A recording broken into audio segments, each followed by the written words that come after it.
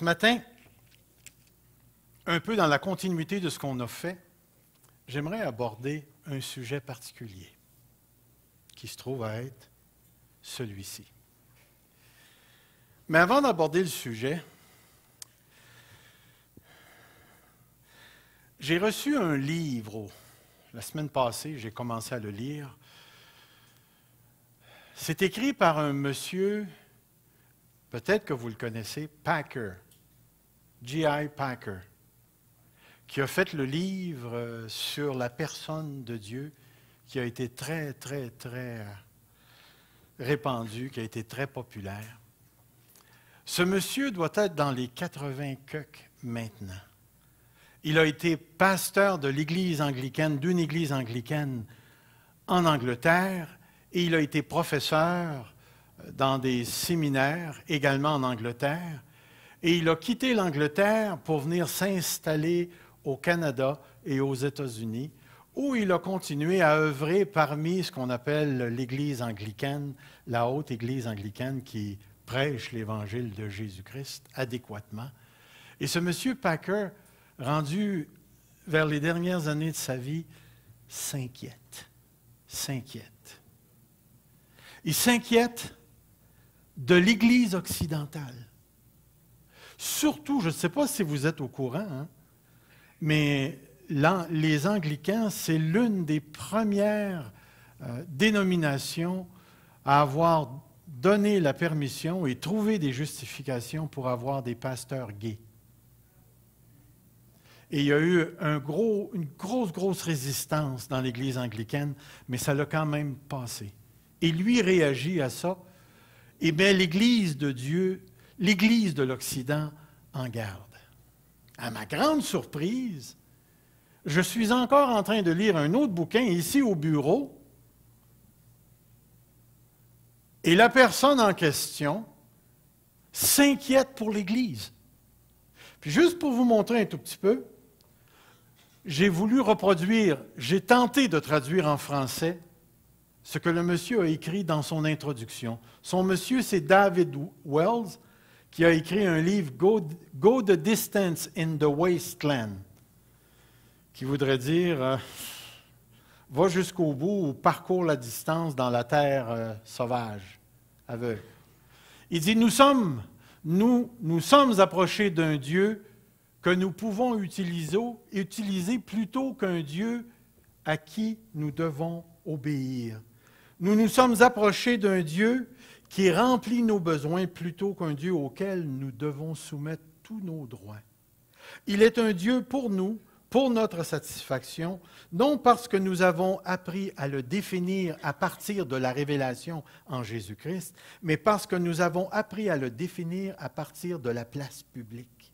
Sur la place publique, tout est pour nous, pour notre plaisir, pour notre satisfaction, et nous sommes arrivés à la conclusion qu'il devait en être ainsi dans l'Église. Ainsi, nous avons transformé le Dieu de miséricorde en un Dieu qui doit se soumettre à notre propre miséricorde. Nous nous imaginons qu'il est bonasse, qu'il acquiescera à nos désirs, tandis que nous jouons avec sa réalité et que nous l'associons en faisant la promotion de tous nos projets et de toutes nos entreprises. David Wells est un philosophe chrétien qui enseigne dans les séminaires également. À ma grande surprise, je tourne à une autre place, je trouve des articles sur Internet et les gens sont inquiets pour l'Église de l'Occident. Vous savez ce que je veux dire lorsque je parle de l'Église de l'Occident? Avez-vous une petite idée? Je parle de l'Europe, Canada, les États-Unis. Et je n'inclus pas dans ça l'Amérique du Sud et ainsi de suite. L'Occident,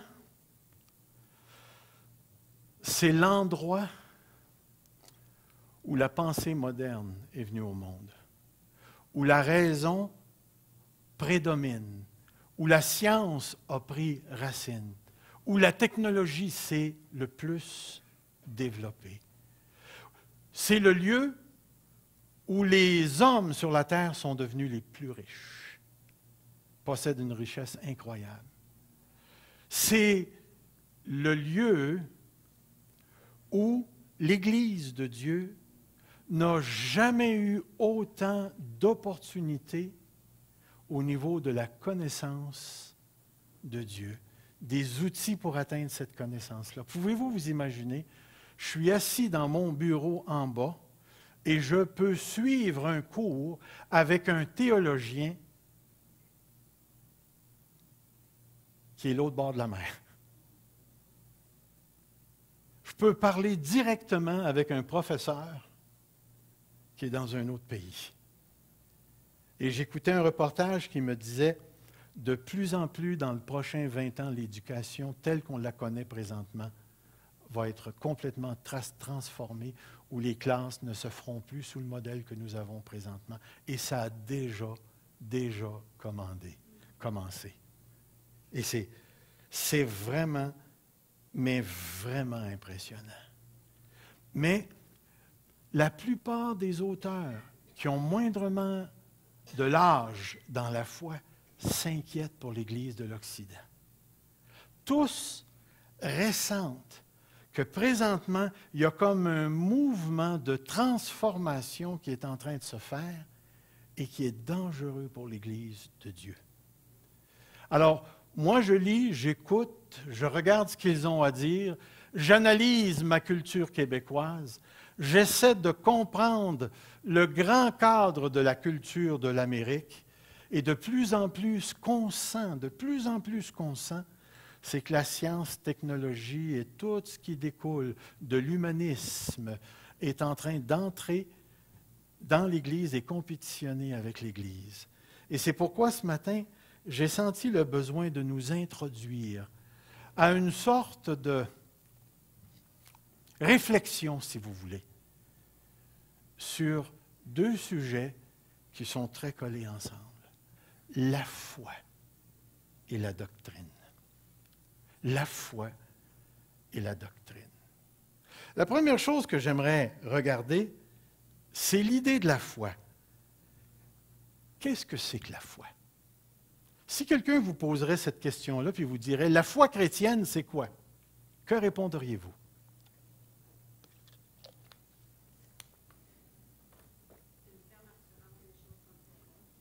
OK. Avez-vous la foi? Savez-vous ce que vous avez?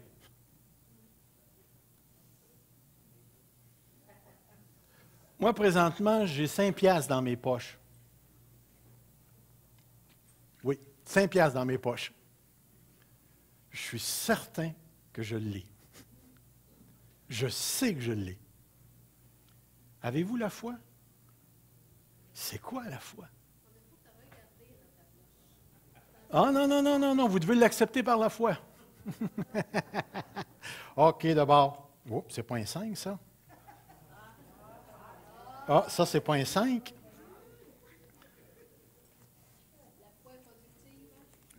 Tiens. Mais c'est vrai que j'avais d'autres choses, mais le 5 est là. Je suis correct d'abord. Qu'est-ce que la foi? Qu'est-ce que la foi? Dans les églises occidentales, ou dans les églises de l'Occident, on utilise le mot foi d'une manière très illusoire dans les prédications, dans la prière, dans les livres, comme si tout le monde savait de quoi on parle, quand en réalité, le mot foi veut dire différentes choses pour différentes personnes. Pour plusieurs, la foi signifie avoir une croyance sans fondement scientifique. Comprenez-vous ce que je suis en train de dire en disant ça? La foi, c'est croire sans preuve. Est-ce que c'est vrai?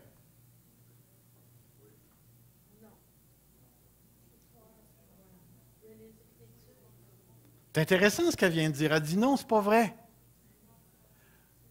Une foi sans preuve. Qu'est-ce qu'on entend par le mot preuve? Est-ce qu'il y en aurait parmi nous qui aurait un morceau de la tunique de Jésus quand il a été crucifié?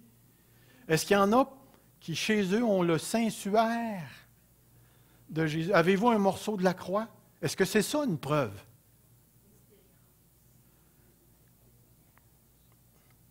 Puis remarquez ce que j'ai marqué aux côtés. Fondement scientifique ou empirique. Ça veut dire quoi le mot empirique? Empirique, ça a le rapport au sens, aux yeux, à l'odeur, à la bouche, au goûter, aux oreilles, à la vue, aux mains qu'on touche. Les 5 sens. Présentement, j'ai un gelé, quelle couleur? Prune. Prune. Je sens la prune ce matin. Et vous l'avez vu par vos... C'est ce qu'il est en train de dire ici. Avez-vous vu Jésus? Oh, c'est intéressant comme pensée. Alors, pour certaines personnes, lorsqu'on parle de foi, si vous présentez des preuves, ce n'est pas de la foi. C'est de valeur, mais on va le voir. Pour d'autres encore, la foi se limite à une pratique d'une religion quelconque. Pour d'autres, la foi est une sorte de formule magique. Une sorte de formule magique. La foi est aussi pensée comme une sorte d'ingrédient qu'on mélange à toutes sortes d'attentes futures. Moi, je veux un Harley. C'est dans le futur, ça. Alors, si j'arrive à le croire, je m'assois dans ma chaise berceuse, puis je me répète, Harley, Harley, je vais avoir un Harley, Harley, Harley, je vais avoir un Harley. Puis en plus de ça, si j'augmente le ton, Harley, Harley, Harley, je vais avoir un Harley. Je vais finir par le croire. Puis je vais l'avoir. Est-ce que c'est ça la foi? La foi est considérée comme une sorte, comme je viens de faire, de projection qui dit ce que je veux et après je le crois. Mais pour les apôtres, dans le Nouveau Testament, la foi est un terme technique. Et je souligne le mot technique, c'est-à-dire qu'il est utilisé d'une manière très spécifique comme le mot ordinateur, télévision, une porte, un steak. Ça, c'est spécifique. Des mots qui n'ont pas de double sens. Pour les apôtres, les premiers chrétiens, la foi, remarquez ce que j'ai écrit, la foi est une croyance conduite. Une croyance, trait d'union, conduite. Ensemble. Démontrée par un engagement fondamental envers Jésus-Christ, le Fils de Dieu. Puis remarquez, j'ai écrit 7 choses après qui font partie de la foi. Fils de Dieu qui s'est incarné sur la terre, qui a pris la forme d'un être humain, qui est mort sur la croix pour nos péchés, qui est ressuscité d'entre les morts, qui est monté au ciel, qui est assis à la droite de Dieu pour régner sur toute la création de Dieu et qui reviendra dans sa gloire à la fin du monde pour juger les vivants et les morts pour le ciel ou l'enfer. La foi évangélique, biblique, c'est ça. C'est exactement ça. Et je vais vous dire pourquoi. La foi a 2 tons, comme 2 sonnettes. Vous avez déjà sonné à des portes? Vous arrivez chez quelqu'un, puis vous pesez sa sonnette, puis ça fait bzzz. C'est pas de ça qu'on parle. Vous allez chez un autre, puis vous sonnez la sonnette, puis ça fait ding dong. C'est de ça qu'on parle. C'est de cette sonnette-là qu'on parle. Et qu'est-ce qu'on veut dire par ça? C'est que la foi est une réponse intellectuelle et relationnelle à quelque chose de tout à fait précis qu'on appelle la révélation de Dieu en la personne de Jésus-Christ, qui a été mise par écrit par les écrivains choisis par Dieu.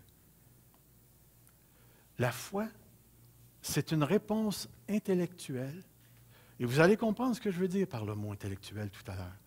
Intellectuelle à la révélation de Dieu en Jésus-Christ, qui a été mise par écrit par les écrivains que Dieu a choisis. La foi, je vais vous le montrer, est un assentiment. Qu'est-ce que le mot assentiment veut dire? Acceptation, acquiescement, adhésion, adoption, affirmation. La foi biblique est un ensemble de croyances. Croyez-vous ça, que la foi biblique est un ensemble de croyances?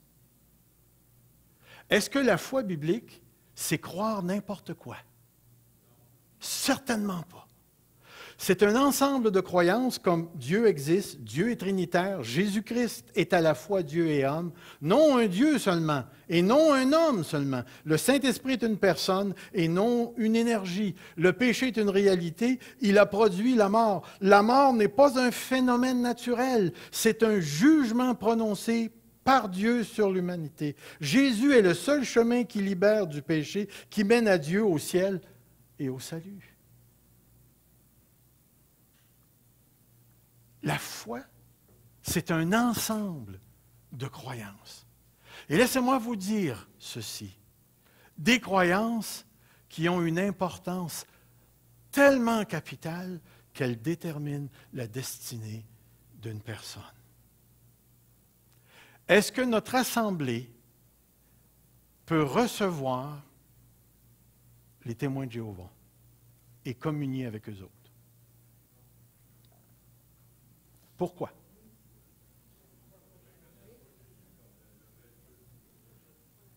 Pourquoi? Quand je parle de recevoir, là, je ne veux pas dire venir dans la bâtisse, là. De les recevoir comme des enfants de Dieu réellement sauvés. Est-ce qu'on peut? Pourquoi?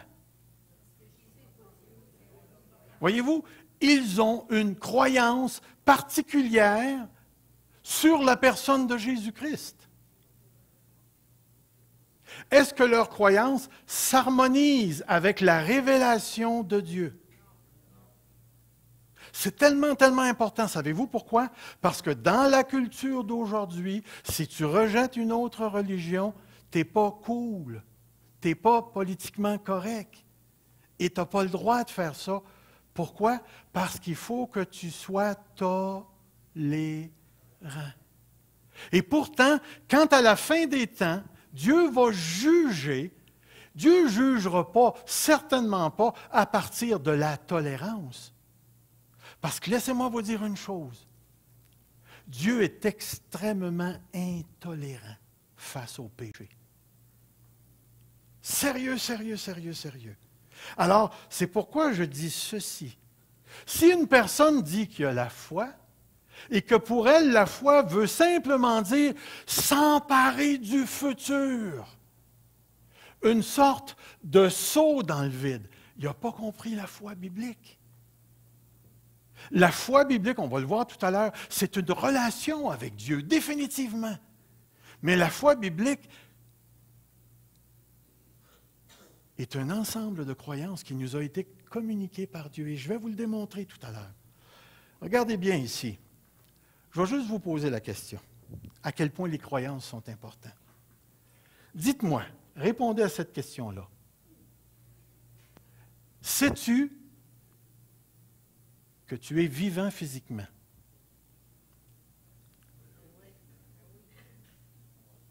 J'aimerais que vous preniez le temps de regarder le verbe.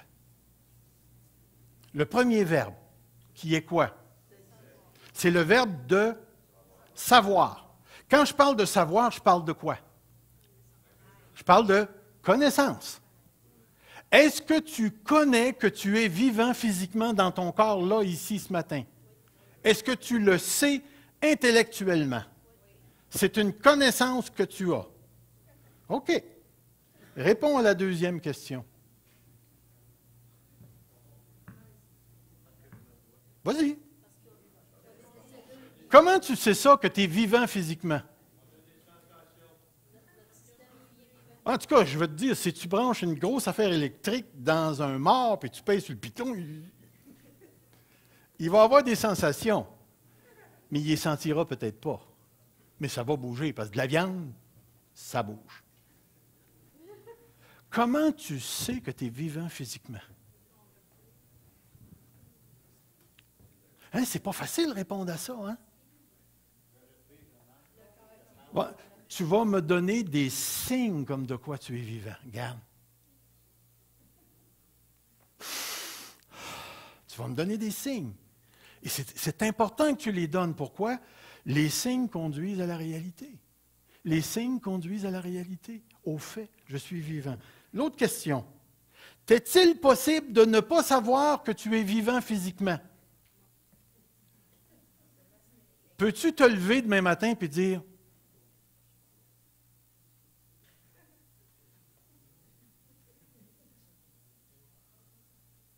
Je ne sais pas si j'existe.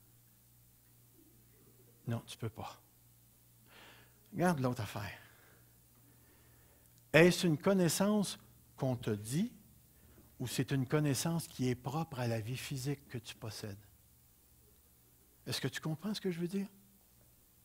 Est-ce que c'est une connaissance qu'on te dit? Tu t'es réveillé un matin et on te dit « Hey, tu es vivant. » Là, tu le sais. Ou bien si c'est quelque chose qui est directement rattaché à la vie que tu possèdes. Si tu es vivant, peux-tu ne pas savoir que tu es vivant? Et c'est pourquoi j'arrive à ceci. Lorsque Dieu entre dans la vie d'une personne et que l'Esprit régénère cette personne et lui donne la vie éternelle, est-il possible de ne pas le savoir? Pensez bien à ma question. Est-il possible de ne pas le savoir?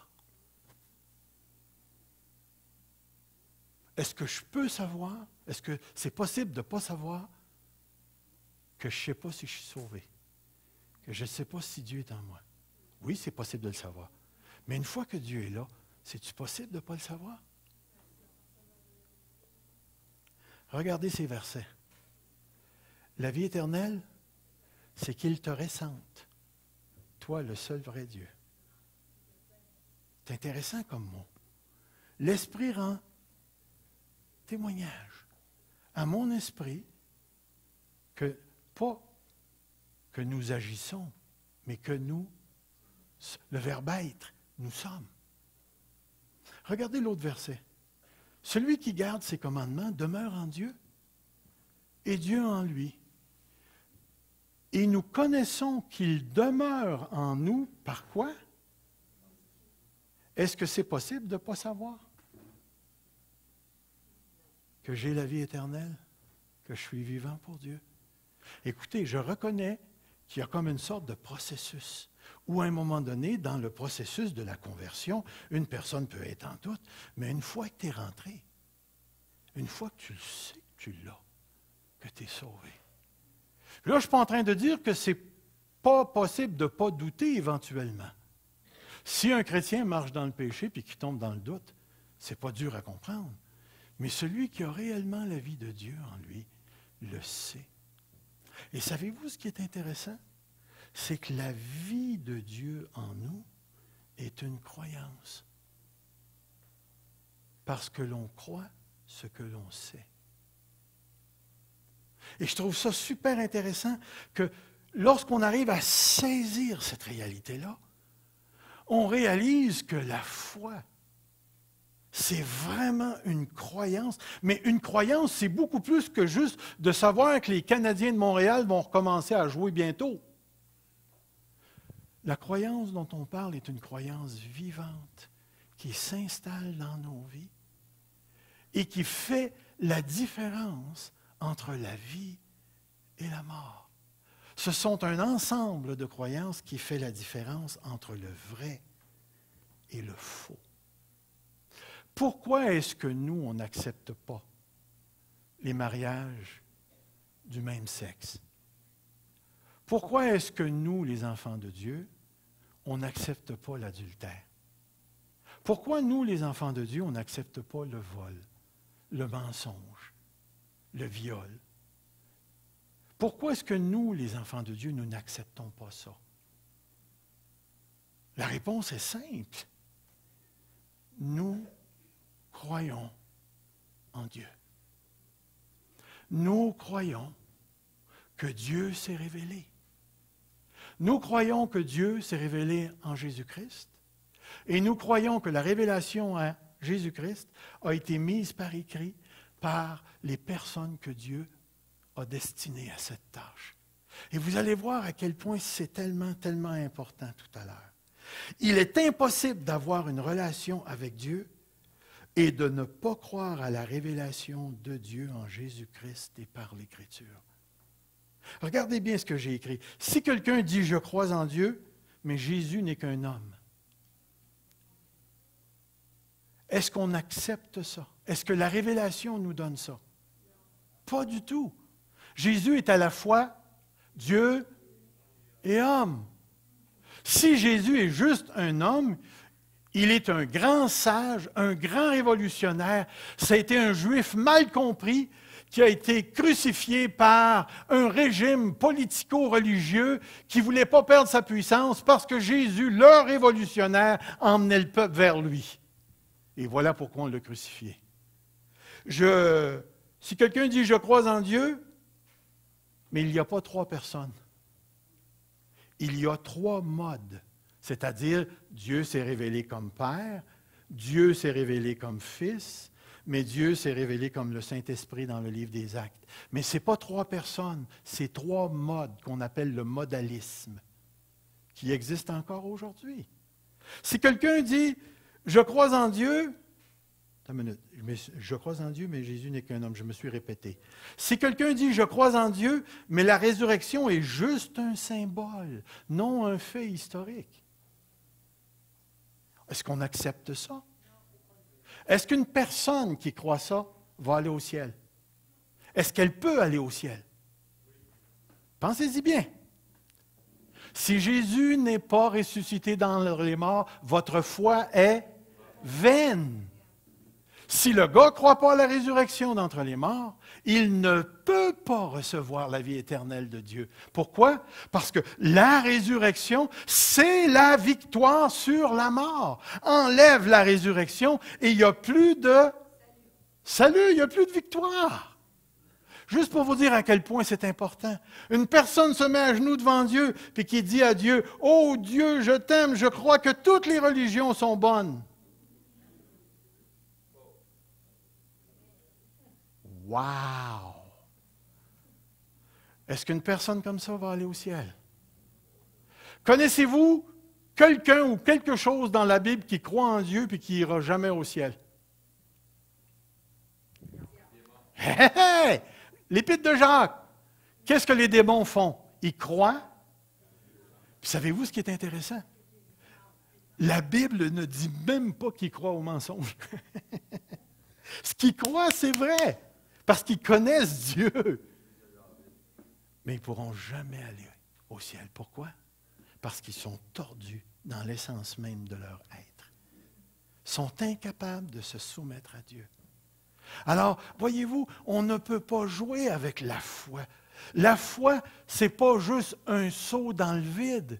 La foi, c'est cette relation que nous avons avec Dieu, mais c'est une relation qui se traduit dans un ensemble de croyances qui fait la différence entre le vrai et le faux. Enlevez cela et vous ne pouvez plus discerner entre le vrai et le faux, entre le bon et le mauvais, entre le moral et l'immoral. Vous ne pouvez plus juger de rien si la parole de Dieu n'est pas notre foi. Et c'est tellement important, parce que de plus en plus, dans un monde où on s'en va, où l'athéisme est en train de s'emparer de tout ce qui existe, l'athéisme va venir dicter à l'Église ce qu'elle doit croire. Et là, maintenant, ce que l'athéisme nous dit, c'est « Tu veux croire en un Dieu personnel, en 3 personnes, qui s'est incarné, qui a pris une forme humaine, qui est mort sur la croix pour les péchés, qui est ressuscité, qui va revenir à la fin pour juger les bons et les mauvais? Tu veux croire ça? Mais va-t'en chez vous, dans ta chambre, dans le coin, là-bas, là, dans la chambre fermée, là, mais parle-en pas à personne. » Et on est en train de débarquer le message chrétien de la place publique. On l'a sorti des écoles, on le sort du gouvernement, puis tout à l'heure, ça va nous prendre un permis pour pouvoir dire quelque chose sur le trottoir. Puis ça s'en vient. Ça s'en vient. Et qu'est-ce qu'on est en train de faire? On est en train d'éduquer toute une génération en leur montrant toutes les religions. Pourquoi? Parce qu'il faut être tolérant à l'égard de tous. Et de plus en plus, on est en train d'effacer la ligne entre le véritable évangile et le faux évangile. Nous, l'Église de Dieu, notre foi est fondée sur une révélation. Puis comprenez bien ce que je veux dire. Dieu ne nous a pas envoyé un tape, un vidéo, un CD, un DVD. Dieu nous a envoyé un livre. Et ce livre-là, on se l'est passé de génération en génération, et ça a toujours gouverné le vrai discours chrétien. Toujours, toujours, toujours, toujours. Et l'Église a toujours eu à se battre avec une culture mondaine qui a tenté de réduire le message évangélique que nous avons dans la parole de Dieu. Laissez-moi vous dire que l'Église de Dieu a besoin d'approfondir sa foi, c'est-à-dire ses croyances en Dieu. Sinon, on va avoir ce qu'on appelle des synthèses. On va aller chercher une affaire du monde, puis on va le mélanger avec la foi. Écoutez, il y a des chrétiens qui m'ont dit, littéralement, là, comprenez là, ce que je vais dire, pour être capable d'apporter l'Évangile aux gens, il faut se faire tatouer. Moi, j'ai eu envie de dire tatouer. Là, écoutez, voyons, donc c'est écrit, ça. Mon ami, s'il vous plaît, voyez-vous, c'est pourquoi ces croyances que nous avons en Dieu se traduisent automatiquement dans une relation avec Dieu. La foi est non seulement un ensemble de croyances, mais c'est un ensemble de croyances qui se traduit dans une relation avec Dieu. Puis remarquez bien ce que j'ai écrit, qui s'établit par une réelle participation. Une réelle participation, et j'ai marqué existentielle et spirituelle, à la mort et à la résurrection de Jésus-Christ. Il ne s'agit pas de simples croyances intellectuelles. C'est vrai qu'il y a une croyance intellectuelle parce que je peux prendre un tableau puis je peux marquer dessus « Dieu existe ». Dieu existe en 3 personnes. Le Saint-Esprit est une des 3 personnes, donc le Saint-Esprit est Dieu. J'ai fait un syllogisme en utilisant la philosophie grecque. C'est tout vrai ce que je vous ai dit là. C'est rationnel. Ça peut être comme ça. Mais si la foi n'est que rationnelle, n'est qu'un ensemble de croyances, et qu'elle ne se traduit pas dans une conduite, une manière de vivre, on n'a pas compris l'Évangile. On n'a pas compris l'Évangile. C'est-à-dire, lorsque je parle de participation réelle et existentielle, qui d'entre nous ce matin sait de quoi je parle lorsque je parle de la nouvelle naissance? Levez la main. Vous savez exactement ce que je veux dire par la nouvelle naissance? Vous est-il possible de ne pas savoir de quoi je parle lorsque je parle de la nouvelle naissance? OK. Effacez tout ça, on va recommencer. Y a-t-il quelqu'un ici présent qui n'est pas venu au monde?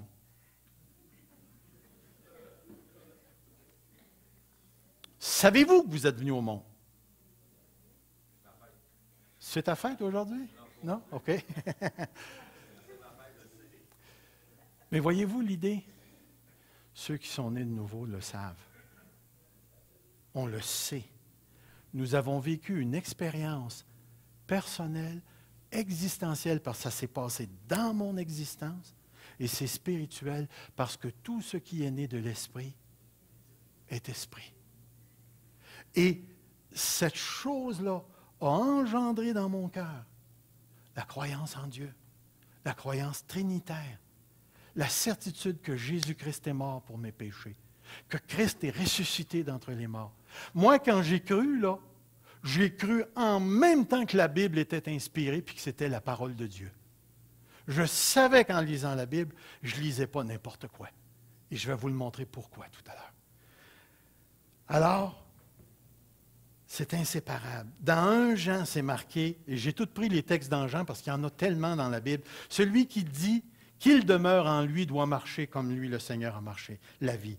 Si vous savez qu'il est juste, reconnaissez que quiconque pratique la justice est né de lui. C'est par là que se font connaître les enfants de Dieu et les enfants du diable. Regardez, il va nous donner un comparatif. Il va dire quoi? Quiconque ne pratique pas la justice n'est pas de Dieu, ni celui qui n'aime pas son frère. Va pas chercher loin. Il ne te donne pas une grande feuille à remplir et dire, OK, tu es venu au monde entre temps et temps, donc tu n'es pas un enfant de Dieu. Non, non, non, non, non, non. Ce qu'il te donne ici, ce sont ces critères-là. Quiconque a cette espérance en lui-même, laquelle, retour de Jésus-Christ dans le contexte, se purifie lui-même. Si nous gardons ses commandements, nous savons par cela que nous l'avons connu. Celui qui dit « je l'ai connu », qui ne garde pas ses commandements est un menteur, la vérité n'est point en lui. C'est clair et net chez Jean, c'est tellement clair. Dire « je crois en Dieu » doit toujours, et je touche aussi bien de vous le lire, La foi n'est jamais juste une affaire de croyance, mais elle n'est jamais sans croyance. De même, la foi n'est jamais juste une pratique, une manière de vivre, mais elle n'est jamais sans démonstration visible, sans une manière de vivre. Ce sont des croyances qui s'incarnent dans une manière de vivre. La foi, c'est le je crois et le je vis ensemble, ensemble, ensemble. M'avez-vous suivi à venir jusqu'ici? C'est pourquoi je vous amène à un autre point. Concentrons-nous sur la dimension intellectuelle. Et quand je prends le mot intellectuel, je fais par exprès pour prendre ça. Vous allez me dire, t'es baveux? OK, ça va. Je prends ça pour défier la croyance qu'on retrouve souvent dans les milieux charismatiques, que l'ignorance vient du Saint-Esprit. On valorise l'ignorance. Comme certains m'ont déjà dit, parce que j'ai trop de livres, je ne connais pas les choses de l'Esprit. Comme s'il fallait être un ignorant pour connaître les choses de l'Esprit. Je vais vous montrer des choses dans l'Écriture que je juge être fondamentalement importantes. Puis si tu n'es pas d'accord avec ce qui suit, tu as un fichu de problème en tant que chrétien. La première chose que j'aimerais faire ici, c'est parler du mot doctrine. Aujourd'hui, quand tu mentionnes le mot doctrine, pour plusieurs, ce mot-là a une saveur amère dans leur bouche. Pourquoi? C'est quoi la doctrine? C'est quoi la doctrine? Je vais vous donner une définition évangélique de la doctrine. Ce sont les choses qui provoquent de la chicane dans les églises. Et voilà une définition de la doctrine. Alors, on est bien mieux de ne pas parler de doctrine parce qu'on va se chicaner. C'est-tu vrai, ça? C'est entièrement faux. Le mot doctrine vient du latin doctrina. Hey, ça fait un beau nom pour une petite fille, hein? Hey, doctrina, viens ici, t'apportes un beau café à papa. Et possède exactement la même signification du mot grec didaké, d'où vient le mot. Qu'est-ce qui vient avec ce mot-là? Didaké. En tout cas, retrouvé dans le Nouveau Testament et qui signifie enseignement. Et je vais vous dire pourquoi. Dans certaines Bibles, c'est marqué enseignement, dans d'autres Bibles, c'est marqué doctrine. Mais je vais vous montrer pourquoi c'est tellement important, puis comment notre foi, elle en a besoin. La doctrine ou l'enseignement de Jésus est d'une importance capitale. Puis là, je souligne en gras le mot capital, je l'entoure, je le beurre noir, là, pour que vous puissiez comprendre à quel point c'est important, parce qu'elle a son origine en Dieu lui-même et qu'elle est revêtue de l'autorité de Dieu. Saisissez bien le verset qui va suivre. Regardez ce qui est écrit. Jésus leur répondit, « Ma doctrine n'est pas de moi. » Mais de qui elle venait? Comprenez bien. Demain matin, ou cet après-midi, ou dans 5 minutes, Dieu nous apparaît. OK? Puis il nous dit ceci. À partir de maintenant, à toutes les fois que vous allez rentrer dans ce bâtisse, vous allez enlever vos chaussures. On fait quoi?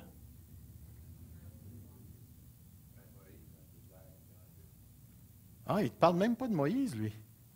Dieu t'apparaît. Puis laissez-moi vous dire, quand Dieu apparaît, tu ne peux pas douter que c'est Dieu. Que ce n'est pas Dieu, plutôt. Puis Dieu dit, à partir de maintenant, vous allez enlever vos chaussures. Qu'est-ce qu'on fait? Qu'est-ce qui va se passer avec celui qui ne les enlève pas?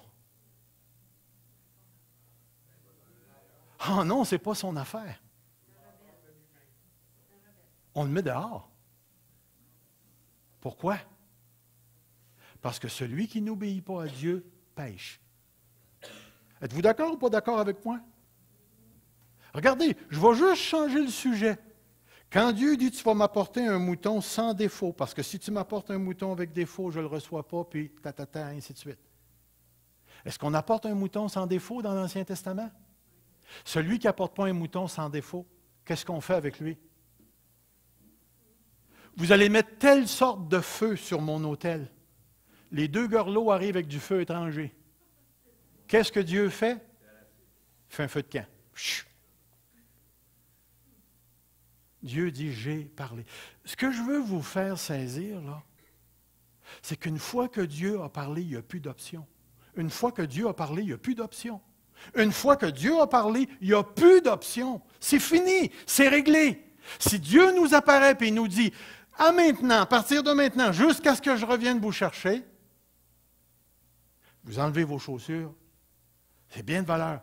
Celui qui n'enlève pas ses chaussures est un rebelle et a déclaré sa rébellion contre Dieu. Hey, t'es bien trop... Veux-tu, on va tourner dans la Bible et je vais te montrer des textes dans l'Écriture où Dieu a parlé, puis c'est ça, puis c'est pas d'autre chose. Oh. Je peux vous en montrer des choses. Mais ce que je veux que vous saisissez, là, c'est aussitôt que Jésus dit, ma doctrine n'est pas de moi, mais de celui qui m'a envoyé.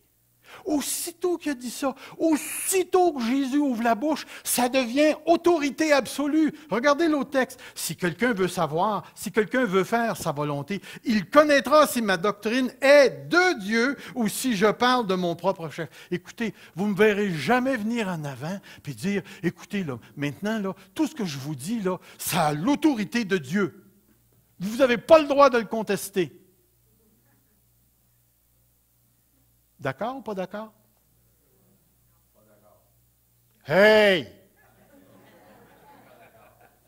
Voyez-vous, puis pourtant, il y a des pasteurs qui rentrent dans les églises, qui s'emparent des consciences des gens, et disent à partir de maintenant, je parle pour Dieu et tu vas faire tout ce que je te dis. Plus de coupage de cheveux pour les femmes, pantalons pour les hommes, cheveux courts pour les hommes, les femmes en robe, puis ici, puis là, je vous donne. Moi, je suis le serviteur de Dieu et lorsque je parle, c'est l'autorité. Si jamais je fais une affaire de même, mettez-moi dehors, s'il vous plaît. Protégez l'Église. Protégez l'Église. Si jamais il y a un prophète qui se présente ici, puis qui parle comme ça, mettez-le dehors. Pour la simple raison que dans le Nouveau Testament, il n'y a aucune prophétie qui remplace la Bible. Tout peut être jugé par la parole et tout doit être jugé par la parole. Parce qu'il y a seulement Jésus-Christ. Et ceux qui ont été inspirés par Dieu, qui ont mis ça par écrit, et ça s'est arrêté là. Maintenant, si quelqu'un veut faire des concessions, prépare-toi, mon gars. Parce que dans cette Église, on ne veut pas en faire. Puis si on en fait, c'est parce qu'on ne le sait pas. Parce que le jour où on va le savoir, on n'en fera pas. On n'en fera plus. Tellement important. Regardez ici, j'ai mis un petit exemple. J'ai marqué lunettes de soleil. Portez-vous des lunettes de soleil? Vous avez payé combien? 10 piastres. Moi, j'ai une paire de lunettes qui va par-dessus des lunettes. Quand je m'assois, j'ai l'air de Batman. Mais c'est assez le fun. Là, je roule mon radio, ça fait non. Ça ne vient pas avec un CD. Mais j'ai massé ça, puis j'ai payé ça 24 piastres. Mais imaginez-vous que ces lunettes-là ont été portées par Michael Jackson. Ils valent combien? 24 000. Tu ne les auras pas en bas de 24 000. Une paire de lunettes en plastique noir que j'ai acheté, ou que lui a acheté probablement d'une pharmacie. Il a payé ça peut-être 2 piastres, c'est quelque chose d'américain. Flac. 24 000 piastres. Ou vous avez une belle petite balle de baseball qui se vend à 7,88 au Walmart. Et là, vous avez le nom marqué dessus, Babe Ruth. Babe Ruth. Comment ce qu'elle vaut, cette balle-là?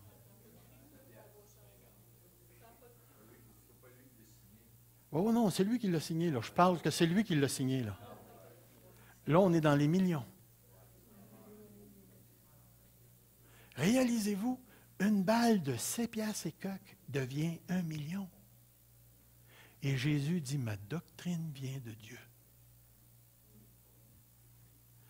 Aussitôt que tu accroches le nom de Dieu au mot doctrine, enseignement, fais bien attention. Parce que tu te trouves devant une parole de Dieu. Et c'est ça que je veux vous communiquer ici. C'est tellement important. Parce que la Bible parle de deux types de doctrines. Deux types de doctrines. Regardez ce qui est dit. Il y a la mauvaise doctrine. Puis regardez comment elle nous avertit.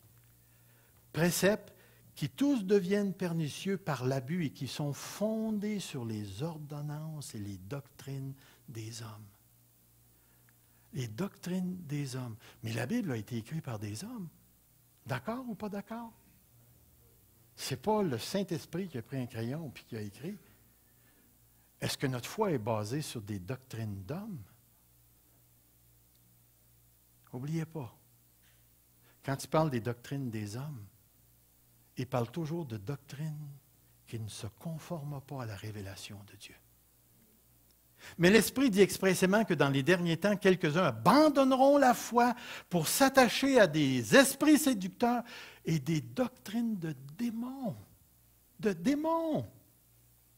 Ensuite, il va dire, si quelqu'un enseigne de fausses doctrines et ne s'attache pas, remarquez ce qu'il dit, ne s'attache pas aux saines paroles de notre Seigneur Jésus-Christ, à la doctrine qui est selon la piété. Le mot piété dans le contexte veut dire la crainte de Dieu.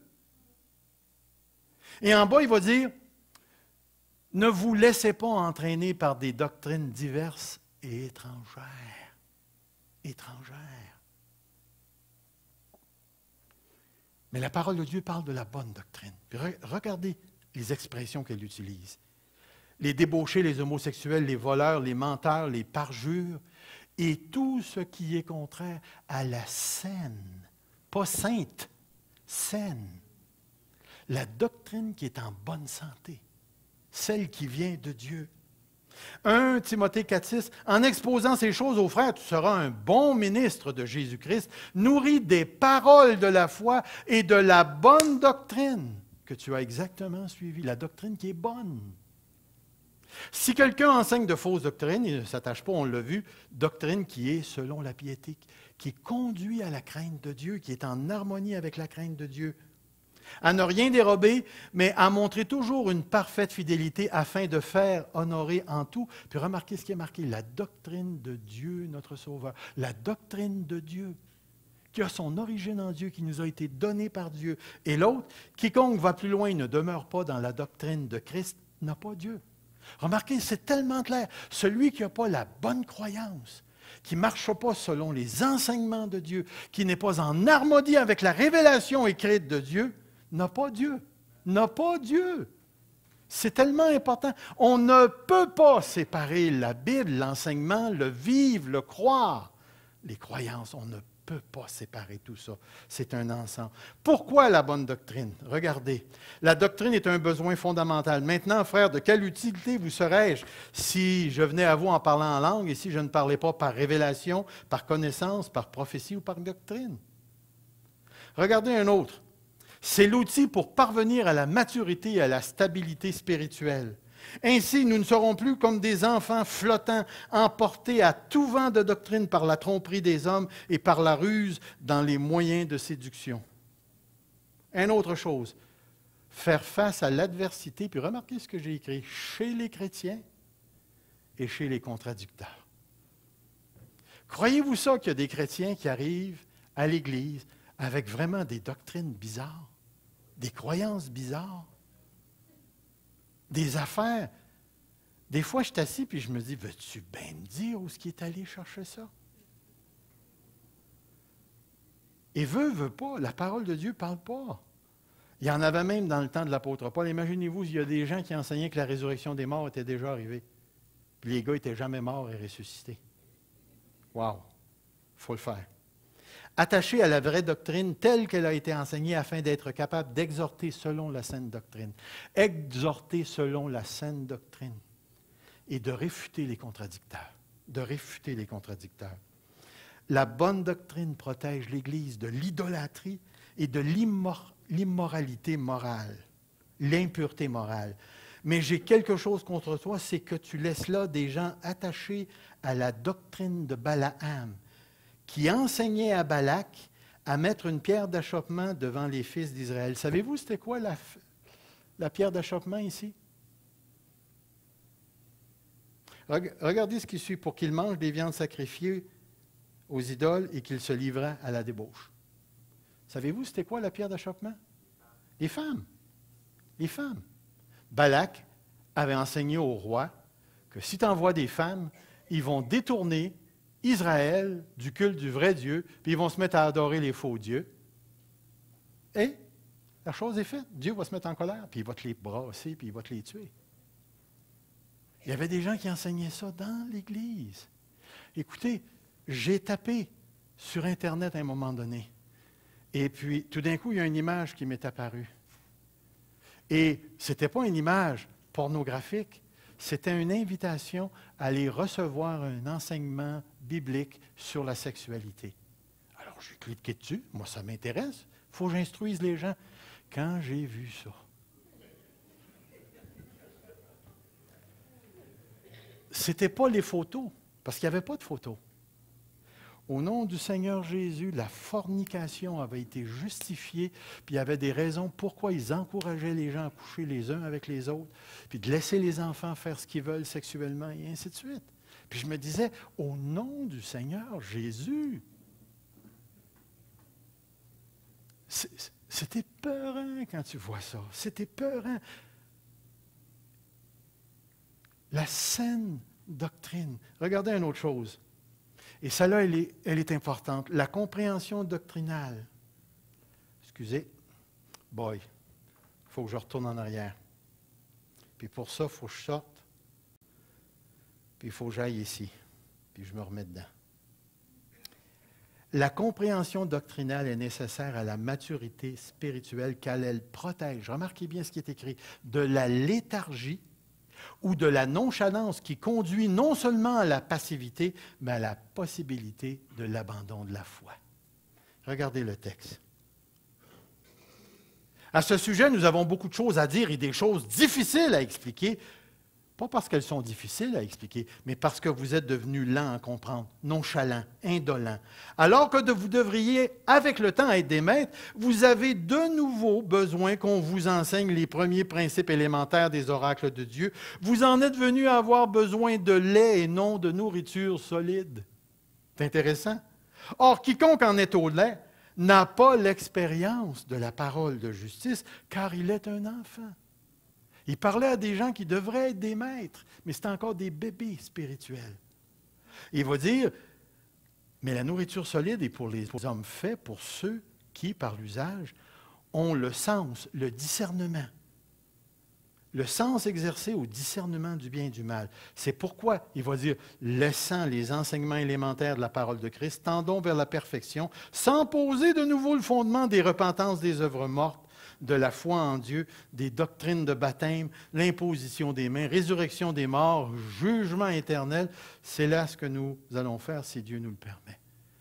L'Église des Hébreux était en train de prendre toute une débarque. Toute une débarque. La doctrine détermine la relation avec Dieu. Quiconque va plus loin et ne demeure pas dans la doctrine du Christ n'a pas Dieu. N'a pas Dieu. Celui qui demeure dans cette doctrine a le Père et le Fils. Quelle doctrine? Il va la donner ici. La doctrine détermine les limites de la communion fraternelle et les possibilités des relations que nous entretenons avec les autres religions.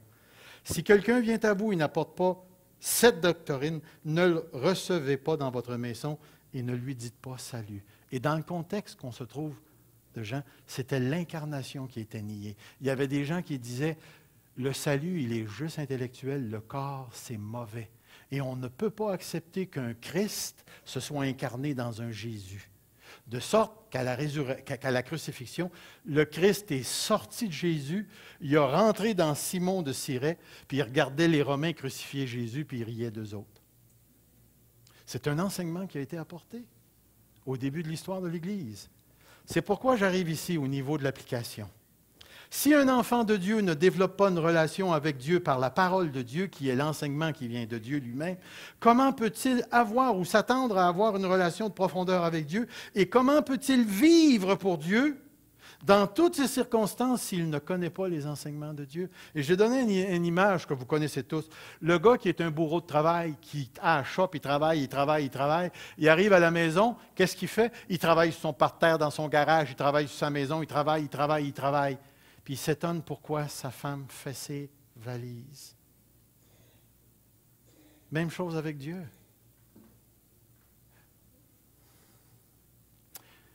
Juste pour vous donner un exemple de ce que je veux dire. Lorsque j'étais à Sherbrooke, j'ai connu un gars qui a connu Toronto. Il est revenu à Sherbrooke et a embarqué dans un petit groupe de gens qui ont expérimenté Toronto. Le leader du petit groupe nous a dit, on n'a plus besoin de sermons, on n'a plus besoin d'enseignement. Ça fait assez longtemps qu'on est chrétien, on le sait ce qu'on a à savoir. Première erreur. À un moment donné, ce gars-là me ramène chez moi. Je suis dans son camion. Il me voit avec ma Bible. Il dit, moi, je ne lis pas la Bible. Remarquez bien ce qu'il m'a dit. Moi, je ne lis pas la Bible. Je me laisse conduire par le Saint-Esprit.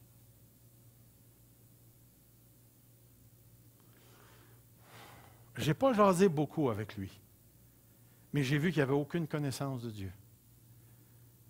Et puis, ce gars-là courait de réunion à réunion, en réunion, dans réunion, pour vivre des expériences dans l'esprit. Il a divorcé sa femme. Il a rencontré une soi-disant chrétienne qui faisait son affaire et qui vivait comme lui. Ils se sont à côté. Il s'est fait mettre dehors de l'Église. Il y a eu 3-4 autres choses qui se sont passées. Il n'a jamais été capable de se tenir debout. Mais il était conduit par l'Esprit. Est-ce que conduit par l'Esprit puis conduit par la parole de Dieu, on peut séparer ça?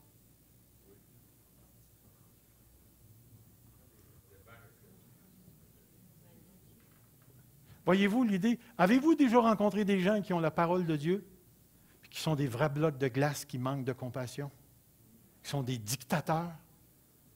Avez-vous déjà rencontré des gens qui se disent conduits dans l'esprit, puis ils sont plus ignorants que les ignorants en ce qui concerne la parole? Oui. L'idée ici, là, c'est que la minute où tu sépares les deux, tu vas tomber quelque part dans une exagération. Pensez-vous que c'est pour rien ou que c'est par des farces ou que c'est un accident si on s'est ramassé avec l'esprit et la parole? Ça a toujours été l'intention de Dieu que les deux fonctionnent ensemble. Que les deux fonctionnent ensemble. Toujours été l'intention de Dieu. Regardez ici. Comment une Église peut-elle faire face aux chrétiens déviants, aux faux frères, aux faux docteurs, faire la différence entre la vérité et le mensonge si elle ne s'attarde pas à comprendre les enseignements de Dieu dans la Bible? Comment une Église peut-elle marcher dans la sainteté si tout ce qu'elle recherche, c'est l'expérience, sans se soucier de comprendre les enseignements, la doctrine de Dieu dans la Bible? Comment une Église peut-elle atteindre la maturité sans les enseignements de Dieu dans la Bible? Écoutez, comment une Église peut-elle plaire à Dieu sans la Bible? Et c'est pourquoi j'arrive ici, puis j'aimerais que vous preniez le temps de réellement le lire avec moi. Aucune prophétie, don de l'esprit, miracle, signe, prodige, vision, aucune louange, sermon, étude, livre, aucun pasteur, prédicateur par Internet, évangéliste ou pape, aucune église ou domination ne peut remplacer la révélation de Dieu par écrit ou posséder l'autorité de la révélation écrite, la Bible. La Bible, c'est la Bible. Ce que j'enseigne, c'est une interprétation de la Bible. Ça ne fait pas autorité. Moi, je peux être questionné continuellement, remis en question. Vous pouvez me bombarder de questions, vous pouvez remettre en question ce que j'enseigne. Mais vous ne pourrez jamais enlever l'inspiration à la Bible. Il n'y a pas une autorité ecclésiastique qui est au-dessus de la Bible. On n'aura jamais l'intelligence de l'homme et la Bible au même niveau. Ça sera toujours comme ça. Toujours comme ça. La Bible est au-dessus de la raison, au-dessus des inspirations de l'esprit, des intuitions spirituelles qu'on peut avoir. Tout ce qui passe par l'homme doit se soumettre à la parole de Dieu. Et c'est pourquoi j'arrive ici. Frères et sœurs, n'oubliez pas ces deux passages. Mais l'Esprit dit expressément que dans les derniers temps, quelques-uns abandonneront la foi pour s'attacher à des esprits séducteurs, des doctrines de démons, par l'hypocrisie de faux docteurs, portant la marque de la flétrissure dans leur propre conscience. Puis remarquez la pratique. Ils prescrivent de ne pas, ils prescrivent de ne pas, ils prescrivent de ne pas. Dans ce temps-là, c'était de ne pas se marier, aujourd'hui on a encore ça, de s'abstenir d'aliments, donc des McDonald's, que Dieu a créés pour qu'ils soient pris avec action de grâce par ceux qui sont fidèles et qui ont connu la vérité. Voyez-vous, la religion va toujours se transformer dans des lois. On n'a pas le choix, c'est comme ça. Mais si la religion n'est pas soumise à ça, tous les principes et les lois de Dieu donnent la liberté. Tout ce qui n'est pas de la parole de Dieu crée l'esclavage. Dernier texte que je mets devant vous ce matin, sachez que dans les derniers jours, il y aura des temps difficiles. Puis regardez le caractère des hommes. Car les hommes seront égoïstes, amis de l'argent, fanfarons, hautains, blasphémateurs, rebelles à leurs parents, ingrats, religieux, insensibles, déloyaux, calomniateurs, intempérants, cruels, ennemis des gens de bien, traîtres, emportés, enflés d'orgueil, aimant le plaisir plus que Dieu. Et le dernier verset, ayant l'apparence de la piété, mais reniant ce qui en fait la force. Comment allons-nous pouvoir juger de ces choses-là si nous ne connaissons pas ceci? Et c'est pourquoi il est écrit à la fin, « Éloigne-toi de ces hommes-là. » Frères et sœurs, la foi, c'est un ensemble de croyances.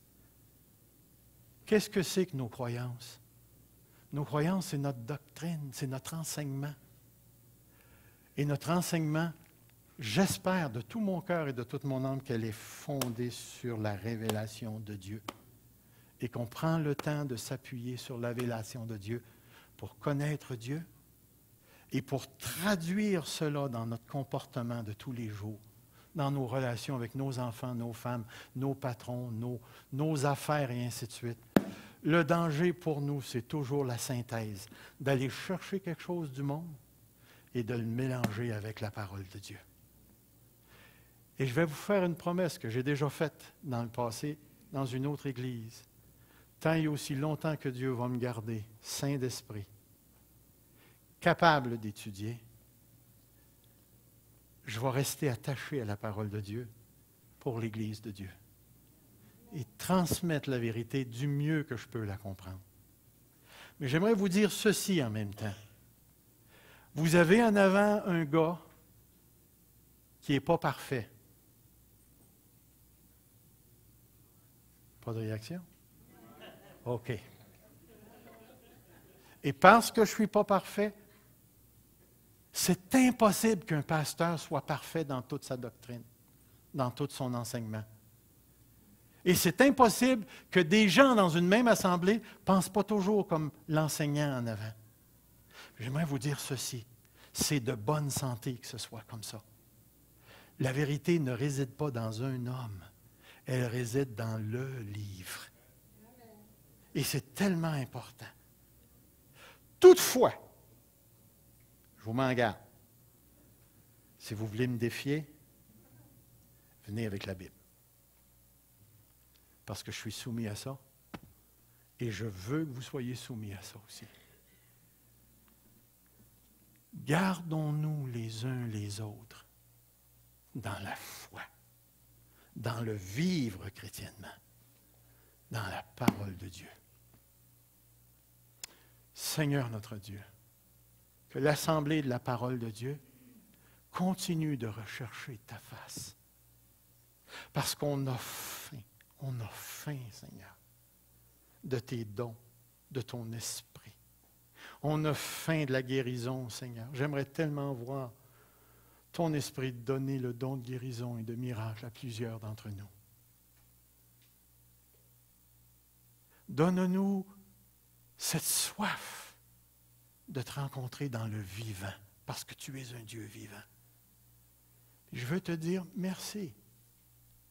que la Bible nous a atteints, qu'elle nous a été transmise et que nous sommes maintenant une génération qui la possède. Je sais qu'il y a des places dans le monde où les chrétiens n'ont pas la Bible.